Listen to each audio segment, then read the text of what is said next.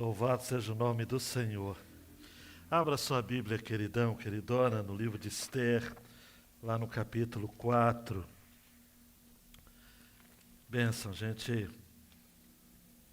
já começa a se emocionar por aquilo que o Senhor faz em nosso meio. Graças a Deus, amados, a Fabiana do Anderson está se recuperando da crise de coluna. Ela ficou realmente travada, bem prejudicada, mas o Senhor a tem restaurado.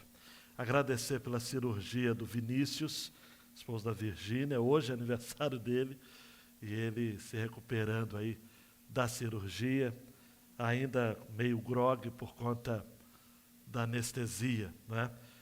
Foi segunda-feira a operação. Não sei se dá para ficar grogue até hoje, mas é homem, né? E homem, realmente a gente tem um metabolismo diferente e fica mais difícil mesmo, não é? Se ele estiver ouvindo, Deus abençoe a vida dele. Capítulo 4 de Esther. Amados, existem situações que acontecem que nos provocam uma resposta. E a gente tem que reagir.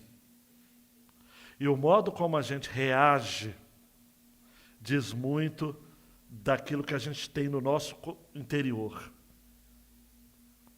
Por isso que talvez nós deveríamos estar muito mais atentos do modo como as pessoas reagem do que como as pessoas agem.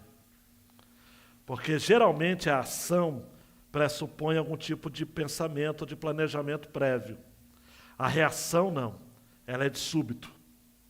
Então o modo como você reage revela muito do material que você é formado.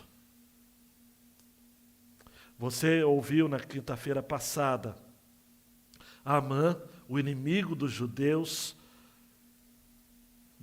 por sorte, um levantamento ali de sorte, um instrumento humano, marcou a data. Seriam 12 meses depois. Das 127 províncias da Pérsia, todos os judeus seriam aniquilados. Seria um genocídio, usando um termo contemporâneo. Genocídio foi um termo criado pós-Segunda Guerra. O povo de Deus está ameaçado.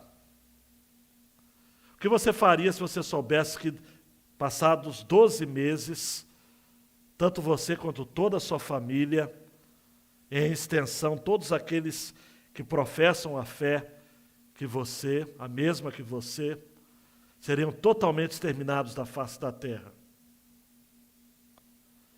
Capítulo 3 termina dizendo que enquanto o rei Assuero e Amã se assentaram para beber, toda a cidade de Suzã estava perplexa, confusa, olhando de um lado e do outro e perguntando: e aí, e agora, o que vai acontecer? Nisso um homem se levanta e age, ou melhor, reage. E essa é a direção do texto e da mensagem desta noite. Quando Mordecai soube tudo o que havia passado, rasgou as suas roupas, se cobriu de pano de saco e de cinza e saiu pela cidade, clamando em alta voz e soltando gritos de amargura. Chegou até a porta do rei, porque ninguém vestido de pano de saco podia entrar pela porta do rei. Em todas as províncias aonde chegava a palavra do rei e a sua lei, havia entre os judeus grande luto, com jejum, choro e lamentação. E muitos se deitavam em pano de saco e em cinza. Então as servas de Esther e os eunucos vieram e contaram a ela o que se passava. A rainha ficou muito aflita. mandou roupas para que Mordecai pudesse tirar a vestimenta de pano de saco e se vestisse, mas ele não aceitou. Então Esther chamou Hataque, um dos eunucos do rei, que este tinha escolhido para servir, e lhe ordenou que fosse a Mordecai para saber o que se passava e por que ele estava fazendo aquilo. Hataque foi até a praça da cidade para encontrar-se com Mordecai junto à porta do rei. Mordecai contou tudo o que havia acontecido com ele. Disse também a quantia certa de prata que Amã tinha prometido pagar aos tesouros do rei pelo aniquilamento dos judeus. Também lhe deu uma cópia do decreto escrito que havia sido publicado em Suzã, ordenando a destruição dos judeus. Mordecai pediu a Hataque que mostrasse a cópia a Esther e a pusesse a par de tudo, a fim de que ela fosse falar com o rei e lhe pedisse misericórdia, e na sua presença lhe suplicasse pelo povo dela. Hataque voltou e transmitiu a Esther as palavras de Mordecai.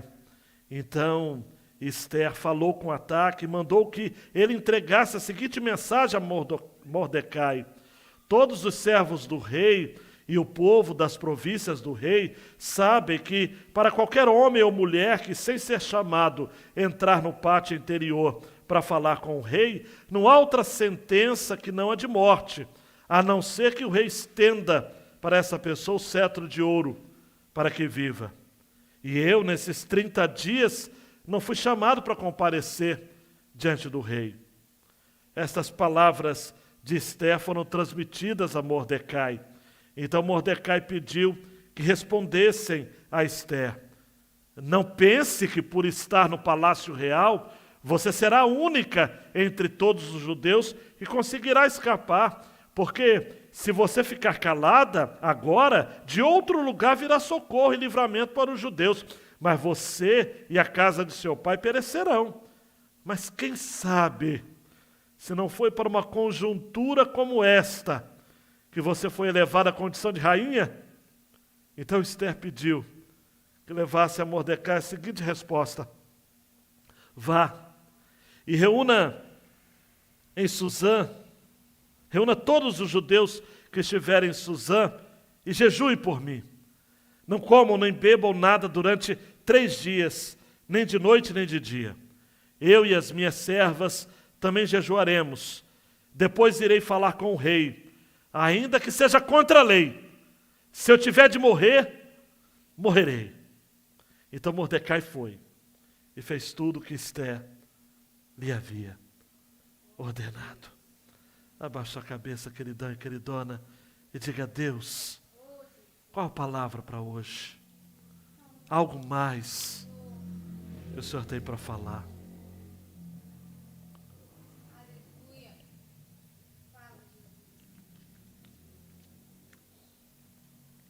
Por favor, Deus, nos mostre da Tua palavra, no nome de Jesus. Amém e amém. João Marcos, ou João Renato, né? Dando um toque aí, é o costume do João. A Igreja de Jesus milita a causa do Evangelho em contextos adversos e age em resposta à soberania intencional divina.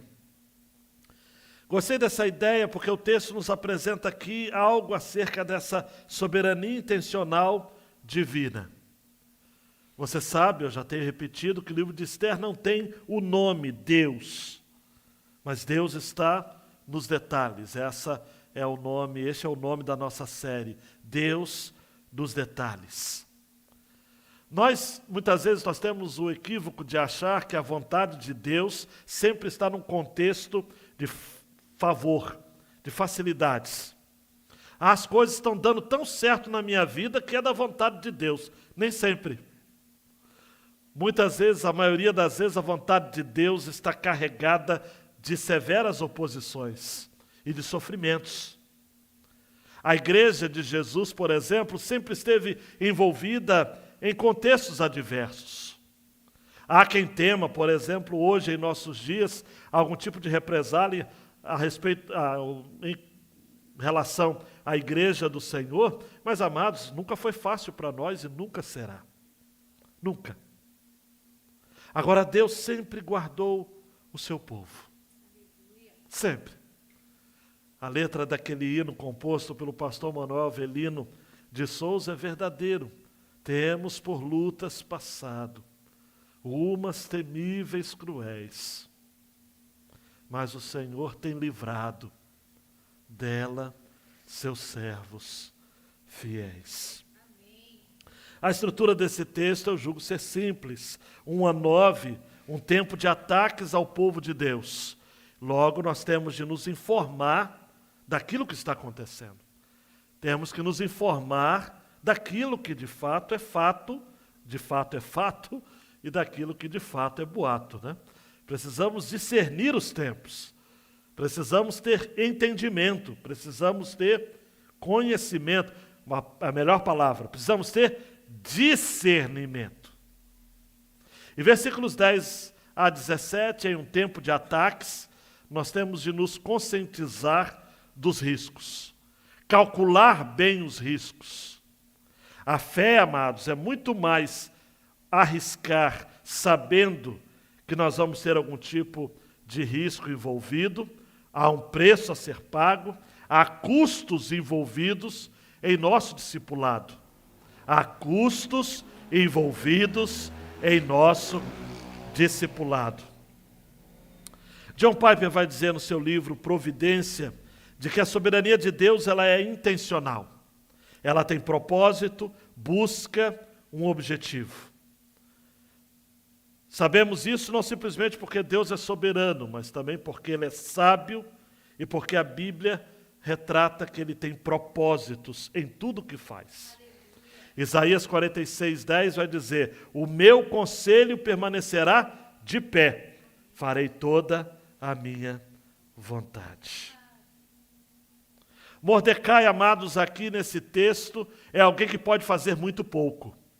Ele trabalhava na porta do rei. Vimos na quinta-feira passada que isso significava algum cargo, não de primeiro escalão, porque senão ele estaria dentro da casa do rei e não na porta. Talvez nem de segundo escalão, talvez um terceiro ou quarto escalão, mas ele está sempre ali na porta do rei, morando ali na cidadela de Suzã, aproveitando as oportunidades de viver ali, quem sabe, sobrevivendo no reino da Pérsia. Como muitos de nós, amados, estamos sobrevivendo. Estamos neste mundo sobrevivendo. Podemos fazer muito pouco para mudar a história deste mundo, para mudar a história do nosso Brasil, por exemplo. E Mordecai, amados, não podia fazer muito, mas o que ele pôde, ele fez. E isso faz grande diferença a respeito de muitos de nós, amados, que por não podermos fazer muito, acabamos nos contentando em fazermos nada, absolutamente nada. Como disse um comentarista chamado David Strain, a soberania de Deus governa e dirige todas as coisas, inclusive nossas livres ações e decisões. Mas mesmo assim, Esther 4 nos ensina, nossas responsabilidades não podem ser negadas, apelando para a soberania de Deus. Mordecai poderia ter ficado em casa dizendo: ó vida, ó azar, tudo acabou. É um ano. Vou contar a partir de amanhã um dia menos. Semana que vem já será uma semana menos. Daqui a um mês já será um mês a menos. Ele poderia estar choramingando pelos cantos, amados, achando-se o mais injustiçado. Mas ele preferiu agir.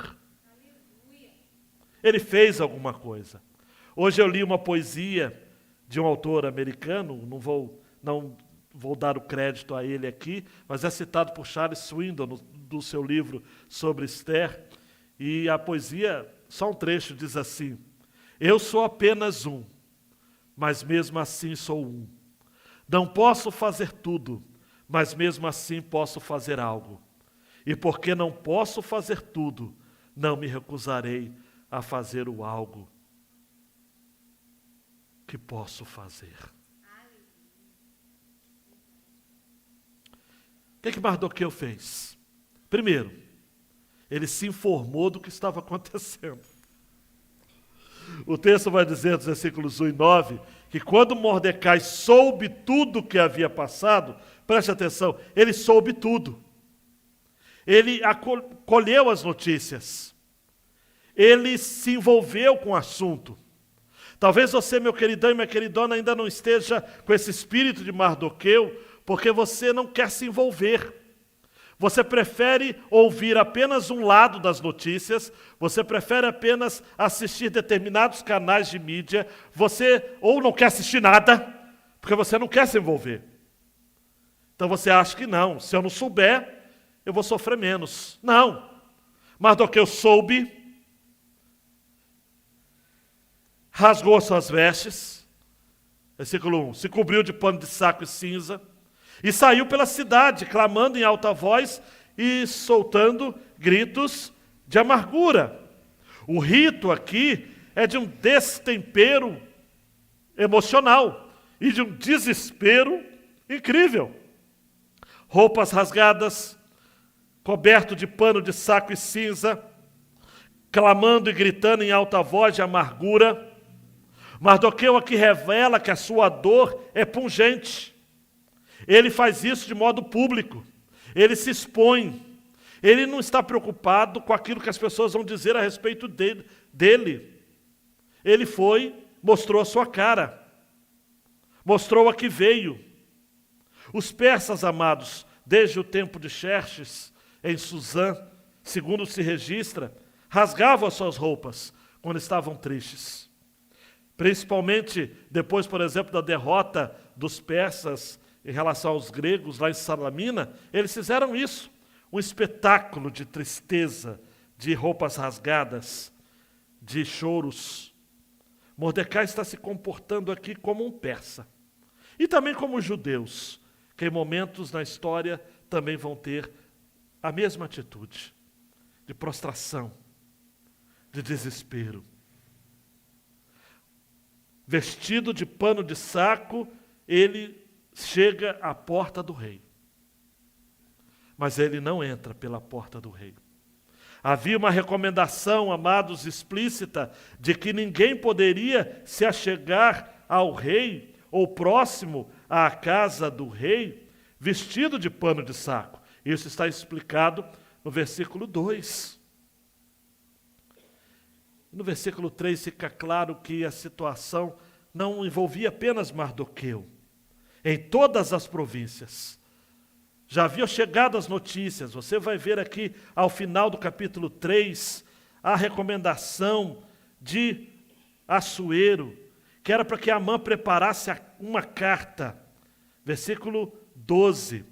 No dia 13 do primeiro mês, chamaram os secretários do rei. Segundo tudo que Amã havia ordenado, se escreveu aos sátrapas do rei, aos governadores de todas as províncias, aos chefes de cada povo. A ordem devia ser endereçada a cada província, no seu próprio modo de escrever, a cada povo na sua própria língua. Foi escrita em nome do rei Assuero, selada com o anel sinete do rei. As cartas foram enviadas por meio de mensageiros a todas as províncias do rei, com instruções para que num só dia, o dia 13 do 12º mês, era o primeiro mês, no 12º mês, o mês de Adar, todos os judeus, tanto os jovens como os velhos, as mulheres e as crianças, fossem destruídos, mortos e aniquilados, e que seus bens fossem saqueados. Havia, amados, preste atenção, consiga imaginar isso. Nós aqui ocidentais, amados, mesmo em situações de pujante dor, nós somos capazes de cobrirmos os nossos olhos, colocarmos óculos escuros, taparmos o nosso rosto. Nós ocidentais não lidamos muito bem com essa questão do choro público. Os orientais não, até nos nossos dias. Vê como se celebram os enterros lá no Irã, no Iraque, na Palestina. Eles fazem um alvoroço, eles gritam alto, eles não têm nenhum tipo de temor ou de recato para mostrar o quanto estão tristes. Havia, amados, versículo 3, entre os judeus, grande luto, jejum, choro, lamentação. Muitos se deitavam em cinza. Nisso, amados, Esther é avisada. Esther é avisada. Versículo 4 diz que as servas de Esther e os eunucos vieram e contaram a ela o que se passava. E a rainha ficou muito aflita. Por quê, amados? O que leva uma mulher isolada do meio daquelas notícias todas? Provavelmente Esther não sabia de nada, absolutamente nada. Ela até manda uma muda de roupas para que Mordecai pudesse tirar aquele saco que ele vestia.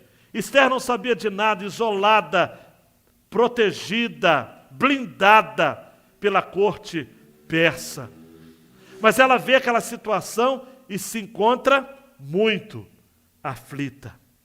No original, muito doída. Muito doída.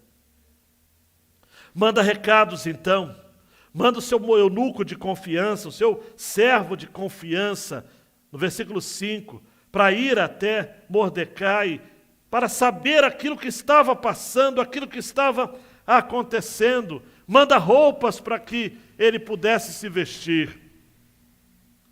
Nisso, queridão e queridona, vai acontecer no texto essa coisa até engraçada, né?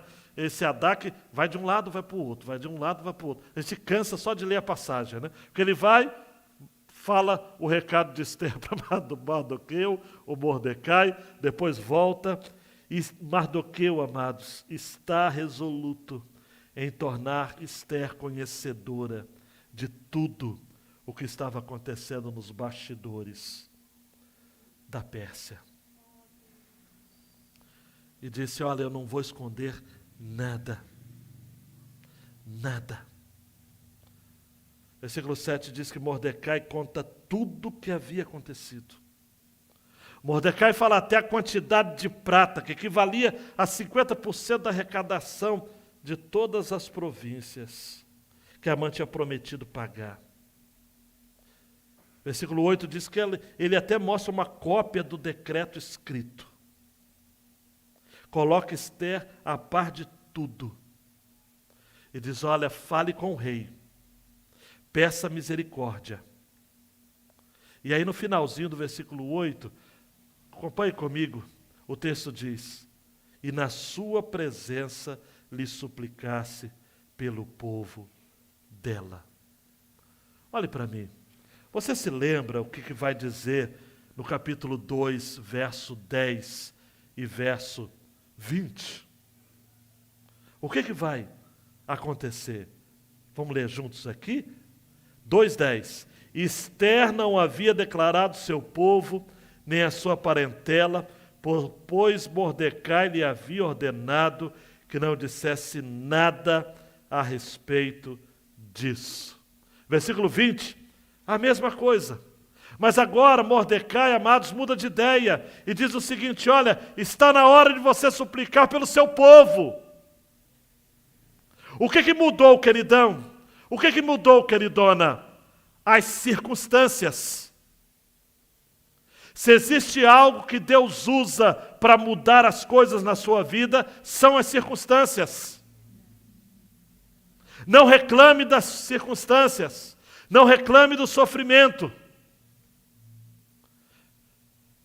Primeiro Mordecai fala, não revele, Esther, de onde você é. Não fale nada acerca do seu povo. Era uma situação favorável. Mardoqueu temia que Esther sofresse algum tipo de represália por ser escrava, por ser de um povo escravizado. Mas agora Esther é rainha, está alheia de tudo aquilo que está acontecendo. Está na hora dela defender o seu povo. É hora, amados e amadas, ou era a hora de Esther decidir quem ela era. Está na hora dela escolher. Ela que havia vivido durante alguns anos já no harém, uma vida submersa na cultura persa. Esther é um nome persa, não é o nome hebraico. O nome hebraico dela era Radassa. Ninguém a chamava de Radassa mais. Suas raízes judaicas estavam completamente escondidas. Mas agora ela não poderia mais viver assim. Ela não viveria mais nas sombras. Ela não viveria mais com uma fé amordaçada. Não há como ser parte do povo de Deus aquele que vive como filho ou como filha deste mundo. Não existe, amados, possibilidade alguma de você ser um cristão secreto. Ou você é um pagão público, ou você é um cristão. O cristão secreto e um pagão público não dá para ser ao mesmo tempo. Esther tinha que decidir. Você está acompanhando, está vendo que Mardoqueu já havia mudado. Ele que havia precipitado esse ódio de Amã pela sua postura de não se ajoelhar diante dele. Ao identificar a origem de Amã como descendente dos amalequitas, inimigo histórico do povo de Deus, ele disse: não vou me ajoelhar para esse inimigo. Ele arrisca o seu pescoço. Mais do que isso, ele arrisca o seu próprio povo, o destino do seu próprio povo. E agora ele cobra de Esther: Esther, se decida. Sai de cima do muro, Esther. Diga quem você é. Diga que você veio. Ah, amados, eu fico, de certo modo, extremamente preocupado com o fato de alguns cristãos que não se manifestam, não se declaram, não colocam a cara, não se definem. As coisas estão acontecendo. O texto vai dizer, queridão e queridona, de que tudo estava sendo mostrado ali. Até uma cópia do decreto, no versículo 8, foi mostrado. Mordecai diz: olha, faça alguma coisa pelo seu povo. Versículo 9 diz que Hadaque volta e transmite a Esther estas palavras. Nada foi feito debaixo de um boato ou de um achismo irresponsável. As coisas não foram feitas, amados, atabalhadamente, com o peso da emoção. Não, não. Só que havia uma hora. Havia uma decisão a ser feita. Não era a época, amados e amadas, de pensar: será? Não, não. Era hora de se envolver. Não dá. A igreja evangélica brasileira precisa dizer a que veio.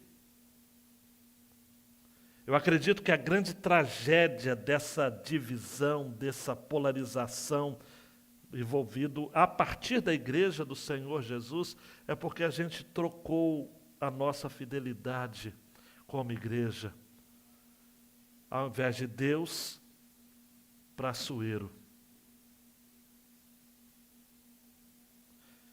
Mardoqueu diz: Esther, e aí? É Deus ou é Açoeiro? É o seu povo. Está na hora de você se levantar em nome do seu povo. E o interessante, amados, e aí é que entra, João Renato, essa ação de acordo com os riscos, a consciência dos riscos. Esther me parece muito madura para uma jovem que talvez fora capturada, sequestrada pelas hostes de Açoeiro, ainda adolescente, virgem. Fora levantada como rainha, mas estava ainda meio que atordoada com toda aquela vida na corte. Ela não era a única mulher do rei, mas estava ali a serviço do rei. Um acesso restrito ao rei. E ela calcula os custos.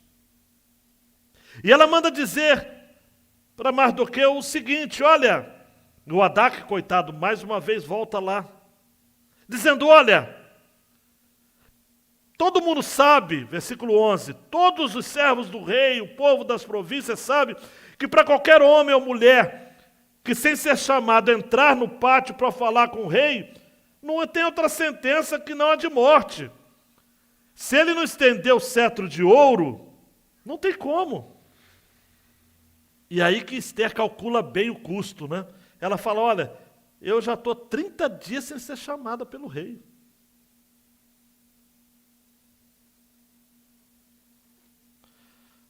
Esther sabia dos riscos que ela corria. Ela tinha de esperar que Assuero lhe chamasse. Se isso não acontecesse, ela até poderia ousar se aproximar, mas ele precisaria estender o seu cetro de ouro. Olhe para mim, o acesso ao rei persa era estritamente controlado. Ele já havia sofrido uma tentativa de morte, Mardoqueu lhe havia tirado ou lhe havia salvado de uma conspiração.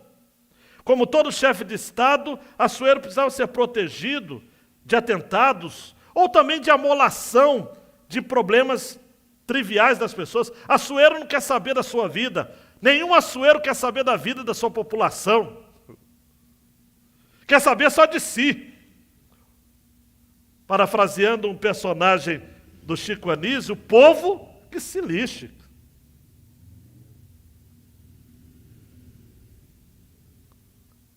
Nem a sua esposa tinha acesso irrestrito a ele. Só para abrir um parênteses aqui, bem diferente do Rei dos Reis, né? Jesus você pode ter acesso a qualquer hora.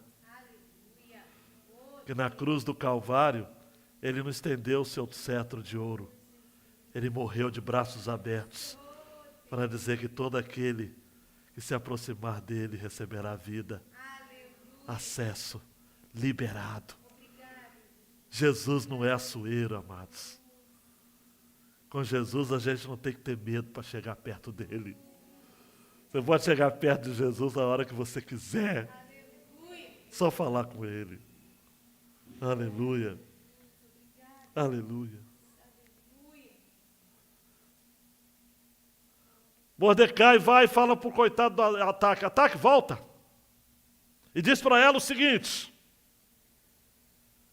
Versículo 12, 13. Não pense que por estar no palácio real você será a única entre todos os judeus que conseguirá escapar. E aí que vem o versículo mais conhecido de Esther, do livro de Esther. Porque se você ficar calado agora, de outro lugar virá socorro e livramento, mas você e a casa de seu pai perecerão. Quem sabe se não foi por uma conjuntura como essa que você foi elevada à condição de rainha? Essa resposta, amados, de Mordecai é tão famosa que vale a pena a gente ler em outras versões aqui. A King James, por exemplo, traduziu assim: pois se de todo te calares agora, de outra parte se levantará socorro e livramento para os judeus. Mas tu e a casa de teu pai perecereis. Quem sabe se não foste elevada a rainha para tal tempo como este? A Nova Tradução na linguagem de hoje traduziu assim, e eu vou pegar o 13, né? Não pense que por morar no palácio, só você, entre todos os judeus, escapará da morte. Se você ficar calada numa situação como essa, do céu virão socorro e ajuda para os judeus, e eles serão salvos. Porém você morrerá, e a família do seu pai desaparecerá. Mas quem sabe, talvez você tenha sido feita rainha justamente para ajudar numa situação como esta. Olhe para mim, queridão e queridona, às vezes a gente acha o seguinte: a minha vida está tranquila, eu estou sossegado, está ruim para os pobres, mas eu não sou tão pobre assim. Está ruim para aqueles que têm determinados comportamentos. Eu não tenho, eu sou homem direito. Usando uma expressão que o pessoal usa hoje, né? Eu sou o homem do bem.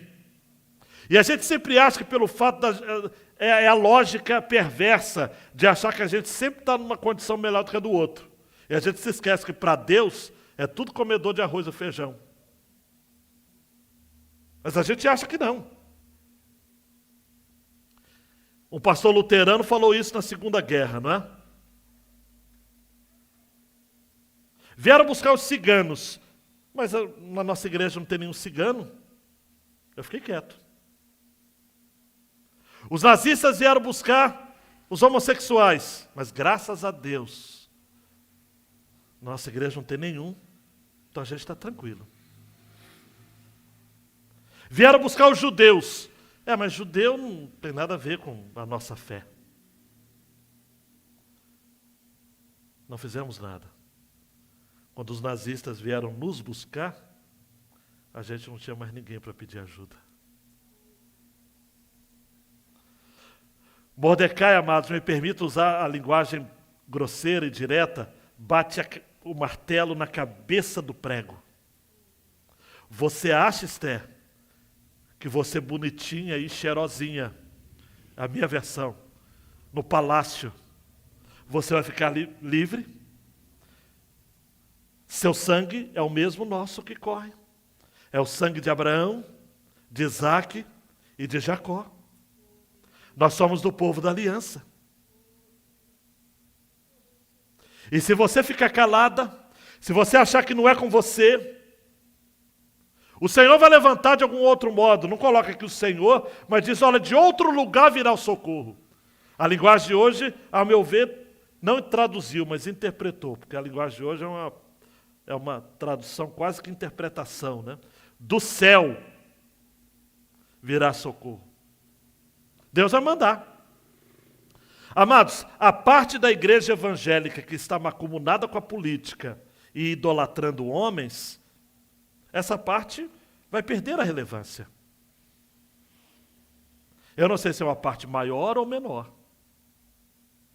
mas Deus vai manter o seu povo fiel. E vai levantar. Por quê? Porque quando Abraão estava subindo no Monte Moriá, junto com Isaque, ele disse, no monte do Senhor se proverá. Deus vai prover, amados. Em 1 Samuel 12, 22 diz assim, pois o Senhor, por causa do seu grande nome, não abandonará o seu povo, porque o Senhor decidiu fazer de vocês o seu povo. Deus não disse lá do céu, eu vou ter que fazer outro povo para mim, cara, porque... Não, ele falou, eu vou manter minha aliança com esse povo.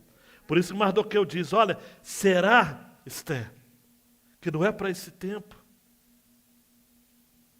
Levante a cabeça, Esther. Mardoqueu dizendo. Se define, Esther. Esther, mostra a sua cara.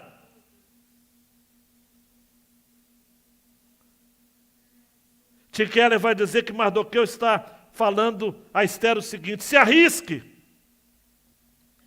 Se arrisca a perder o palácio. Se arrisca a perder tudo. Mas se você não se arriscar a perder o palácio, é que você vai perder tudo. É natural firmar a sua identidade na posição que se ocupa. É natural para Esther se sentir segura enquanto rainha. Só que ela não tinha controle das variáveis da vida, como eu e você não temos, amados. O que é variável na vida? É de que a sua relação com a vida, com as circunstâncias, ela pode virar de uma hora para outra. E de casada hoje, você pode estar divorciado amanhã. E de despensa cheia hoje, amanhã você pode estar pedindo cesta básica. De saudável hoje, amanhã você pode amanhecer doente. São variáveis da vida que ninguém controla. Às vezes a gente pode se sentir bem, mas eu trabalho na prefeitura, mas eu trabalho na usina, mas eu sou mecânico, eu tenho uma carreira, eu tenho um contra-cheque gordo. Amados, se você encontrar sentido e identidade em quem você faz, ao invés de quem você é, você está perdido.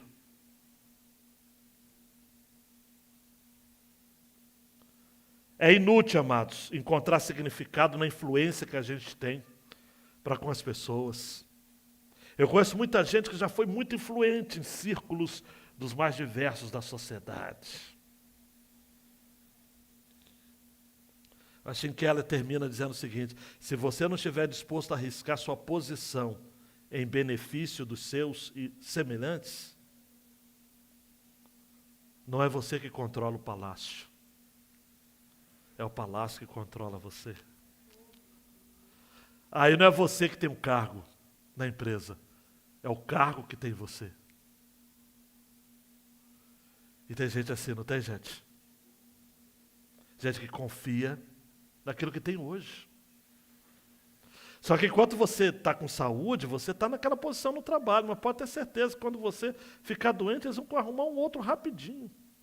Quando você tiver uns 45, 50, 55 anos, vão arrumar Um garotão para ganhar metade do que você ganha e vai ser ótimo para a empresa, meu querido. E você vai curtir a sua aposentadoria com depressão. Por quê? Porque você confiou no seu cargo. Confiou na sua saúde. Meu querido, tudo passa nessa vida. Por isso que a gente tem que viver o hoje. Por isso que Esther me encanta. Porque Esther, ao ouvir isso, manda ataque de novo. Vai lá e manda dizer a Mordecai o seguinte. Vá. 15. E reúna todos os judeus que estiverem em Suzã e jejue por mim. Não comam nem bebam nada durante 3 dias, nem de noite, nem de dia. Eu e as minhas servas também jejuaremos. Nós vamos nos preparar. Esse é o roteiro. Vamos nos reunir em oração, em jejum.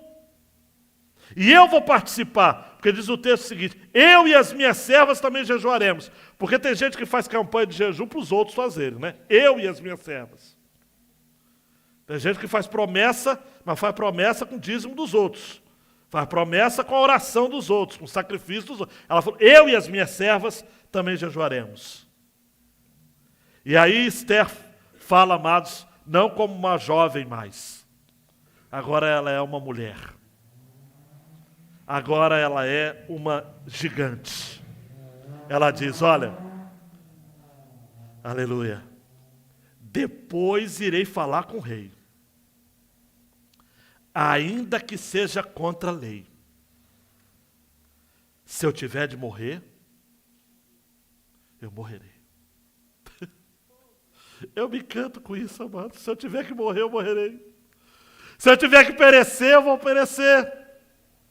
Nada vai me impedir. Esse texto fala, amados, por que Esther era gigante. Por que ela foi levantada como rainha. Por conta da providência dominante de Deus. Ela agora entrega, amados, a sua sorte. Ela se coloca diante de Deus a prestar esse serviço a Ele em gratidão. Ela não teme o aborto do empreendimento. Ela sabe que Deus estaria com ela. Mordecai foi profético, foi cirúrgico na sua fala. Olha, há um Deus no céu. E Deus vai agir de um jeito ou de outro. Os instrumentos de Deus podem falhar, mas a aliança dele, não. Por que os instrumentos de Deus podem falhar? Porque eu e você falhamos. Falhamos quando nos silenciamos, amados. Falhamos quando fazemos as coisas que o mundo faz. Falhamos quando mentimos, porque todo mundo mente. Aceitamos aquele dinheiro atravessado e desviado, porque todo mundo faz. Mentimos porque todo mundo mente e por aí vai. Não.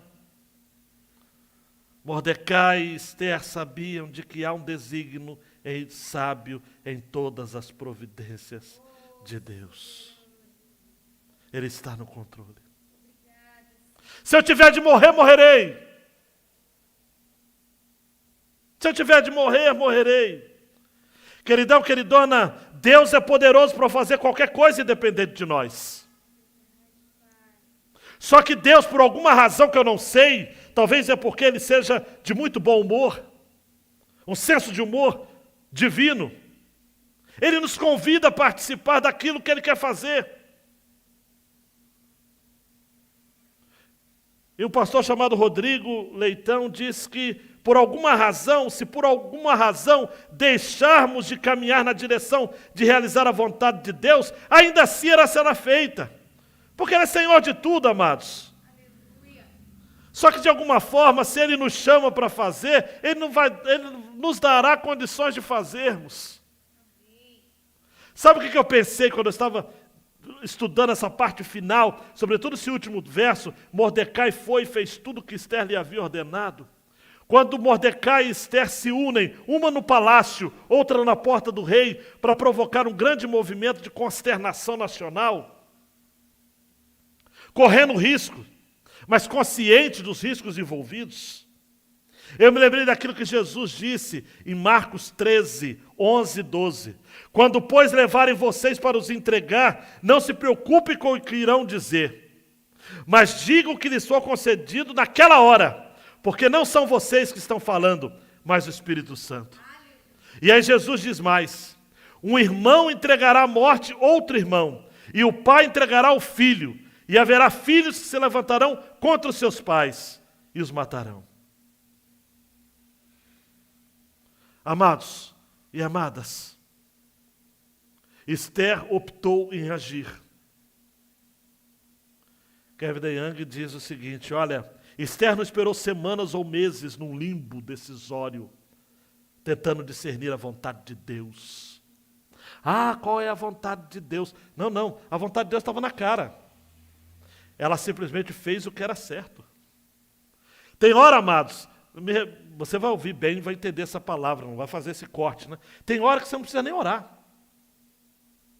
Você já sabe o que você tem que fazer. Você precisa dizer, Senhor, é da sua vontade. Não é. Eu já mostrei que é. Então ela foi.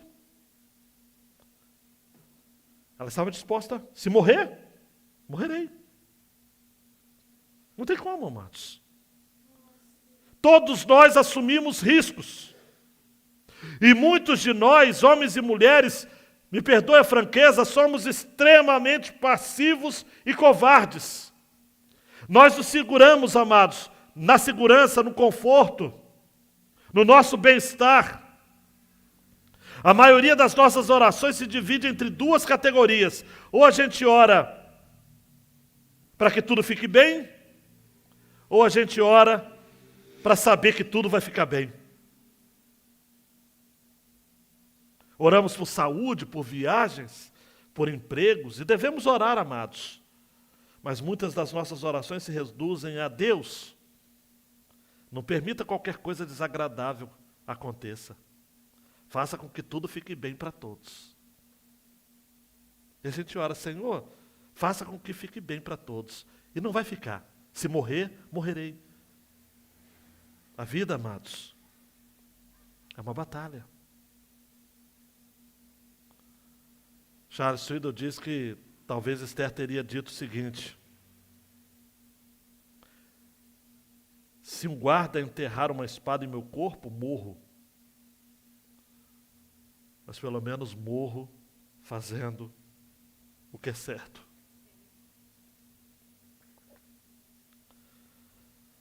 Vamos terminar? João Renato. A igreja de Jesus sempre esteve a uma geração do seu fim. Nós somos perseguidos por todos os lados. Ninguém nos defendeu ao longo da história, amados, a não ser o nosso Deus. Você acha que algum governo humano nos defendeu ao longo dessa história? Não. Você acha que a gente teve benefícios? Privilégios? Não. Sempre foi difícil para o povo de Deus. Onde quer que haja um povo de Deus, amados, há inimigos de Deus. Há um inimigo. E saber que há um inimigo nos força a tomar uma atitude. Jesus disse nas bem-aventuranças: bem-aventurados os perseguidos por causa da justiça, porque deles é o reino dos céus. Bem-aventurados são vocês quando por minha causa os insultarem e os perseguirem, e mentindo disserem todo mal contra vocês. Alegrem-se e exultem, porque grande é a sua recompensa nos céus, porque assim perseguiram os profetas que viveram antes de vocês. Nada foi fácil. Nunca foi sorte. Sempre foi Deus. João Renato, nós temos de ter a consciência de como devemos lutar nossa guerra, amados. Nossa guerra é espiritual. Preste atenção, grave isso que está escrito aí, mas grave no seu coração. Não adianta lutarmos contra homens e suas ideologias quando nossos verdadeiros inimigos são demônios e seus ardis. É a Bíblia que diz isso, amados. Efésios 6, 12 e 13. Pois a nossa luta não é contra a carne e o sangue, mas contra os principados e as potestades, contra os dominadores deste mundo tenebroso, contra as forças espirituais do mal nas regiões celestiais. Por isso peguem toda a armadura de Deus. A armadura é dele, amados, não é sua. Não faça como Saul, que queria dar a sua armadura para Davi, e Davi ficou ali meio que travado, sem saber como lidar. A armadura de Saul não serve no Davi, porque a armadura deste mundo não é para pleitear a luta que travamos no mundo espiritual. Para que vocês possam resistir no dia mau e depois de terem vencido tudo, permanecer inabaláveis. 2 exemplos eu quero dar para terminar, enquanto João Renato coloca essa última tela. Nós temos que nos posicionar, amados. Era 18 de abril de 1521, no lugarejo na Alemanha chamado Worms. Lutero ali se defendia, mas dizia, em alto e bom som, esta é a minha posição, eu não tenho outra, que Deus me ajude. Amém. E recentemente, amados, Maria Teresa de Calcutá estava falando diante de uma audiência na sofisticada cidade de Washington, capital dos Estados Unidos. O assunto que ela falava era um assunto que muito a preocupava, a questão do aborto. Diante dela, um presidente americano que era pró-aborto, como esse presidente atual dos Estados Unidos. E olhando para os olhos do presidente, para toda a sua plateia, Maria Teresa de Calcutá falou: não matem suas crianças, envie-me os seus bebês, eu vou cuidar deles.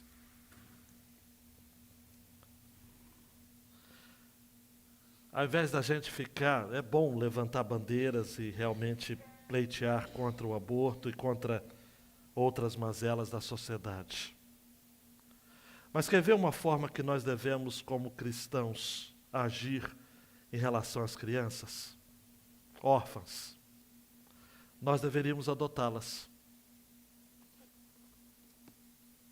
Deveríamos ter mais casais de cristãos na fila de adoção. Eu estava, esse ano ainda, conversando com Natan. Natan é um pastor lá no interior de Mato Grosso do Sul. Inclusive, ele é pastor da igreja que eu fui batizado. Essas coisas que Deus faz. E é meu aluno também, de pregação. E ele estava falando comigo: Ezequias, Deus me deu 2 meninos agora, e eles estão com 2 meninos, irmãos. E a gente está pleiteando o 3º, adotado. E a gente estava numa reunião, e sabe o que uma dupla de homossexuais falou debochadamente para a gente? Nós adotamos as crianças que vocês não querem adotar.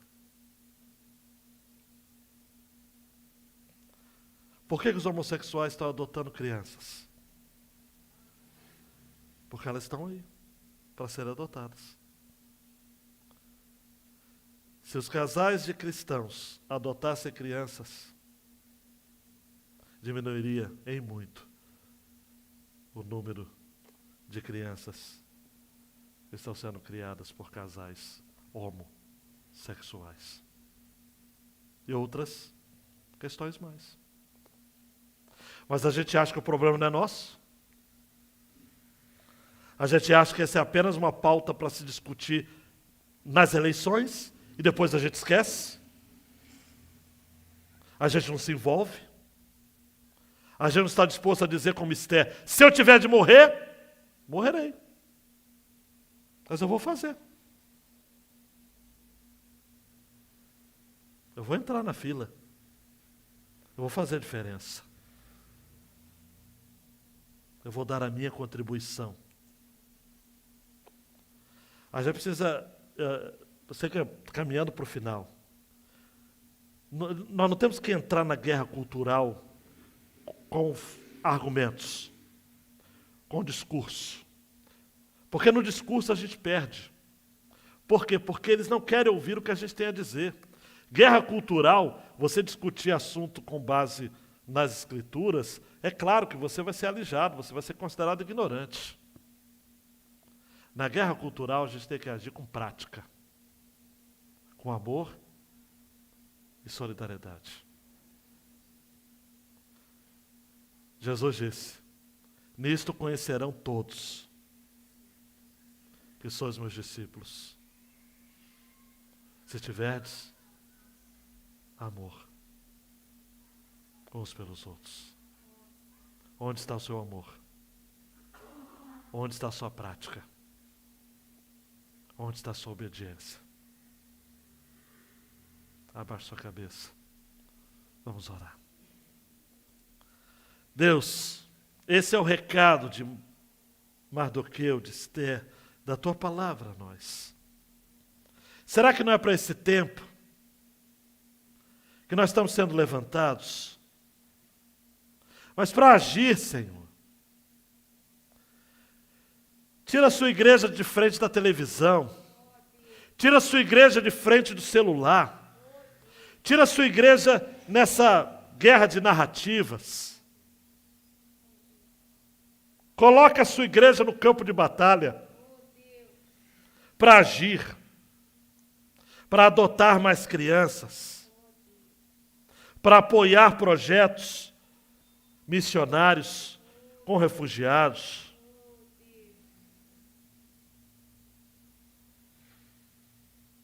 para defender a fé nas ruas, nas arenas, para defender, ó Pai, a fé na prática, e não apenas com postagens nas redes sociais. A rede social aceita tudo. A gente precisa de gente que se enganje naquilo que de fato é nosso, como povo de Deus. Nós não queremos ser massa de manobra de poderosos, de açoeiros de direita e de esquerda. A nossa consciência não está à venda. Nós não somos de um lado nem do outro. Nós somos do povo de Deus, que pensa, que discerne, que ama, que se enganja pela vida. Mesmo que a gente morra. Se morrer, morrerei. Mas a gente não vai morrer se contentando em fazer aquilo que a gente acha que pode fazer. Dá, ó Pai,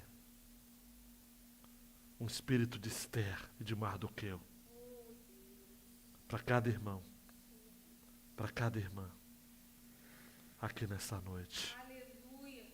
Em o nome do Senhor Jesus. Amém. E amém. Amém. Amém. Ore silenciosamente, queridão e queridona, pedindo para Deus assim, fortalecer no seu coração essa mensagem e esses desafios.